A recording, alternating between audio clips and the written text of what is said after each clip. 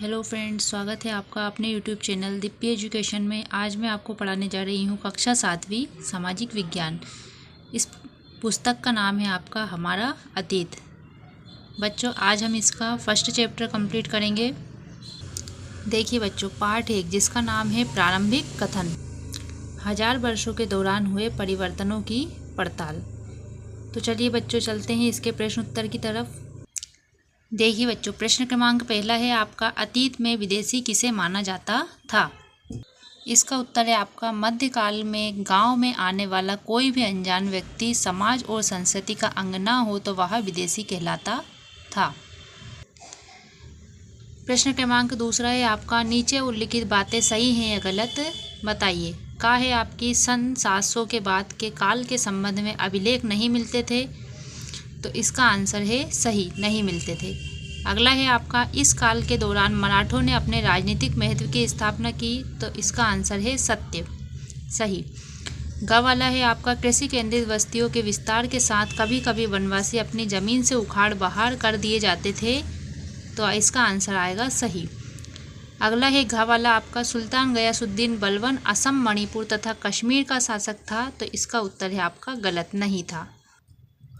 प्रश्न क्रमांक तीसरा है आपका, रिक्त स्थानों को भरे। पहला प्रश्न है आपका, का वाला, अभिलेखाकारों में खाली स्थान रखे जाते हैं, क्या रखे जाते हैं? तो बच्चों दस्तावेज।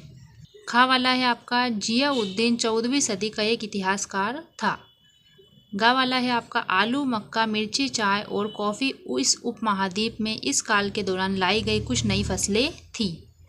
प्रश्न क्रमांक चौथा है आपका, इस काल में हुए कुछ प्रौद्योगिकीय परिवर्तनों की तालिका दें, तो इसका उत्तर है आपका, सन 700 से 1700 के बीच के 1000 वर्षों को अध्ययन इतिहासकारों के आगे भारी चुनौती, जैसे सिंचाई में रेहट, कटाई में चरखे और युद्ध में आग्नेयास्त्रों, बारूद वाले हथियार का इस्तेमाल।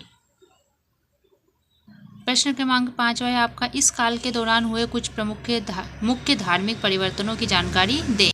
इसका उत्तर है बच्चों आपका, हिंदू धर्म कहते हैं उसमें भी इसी युग में महत्वपूर्ण बदलाव आए। इन परिवर्तनों में से कुछ थे, नए देवी देवताओं की पूजा, राजाओं द्वारा मंदिरों का निर्माण और समाज में पुरोहित के रूप में ब्राह्मणों का बढ़ता महत्व तथा बढ़ती सत्ता आदि। ईश्वर की कल्पना एक ऐसे प्रेमल इष्ट देवी देवता के रूप में की गई थी जिस तक पुजारियों के विशद कर्मकांड के बिना ही भक्त स्वयं पहुंच सकें। बच्चों, हम इसमें जो इम्पोर्टेंट क्वेश्चन है वही कंप्लीट करेंगे। प्रश्न क्रमांक 7 है आपका, जातियों के मामले कैसे नियंत्रित किए जाते थे?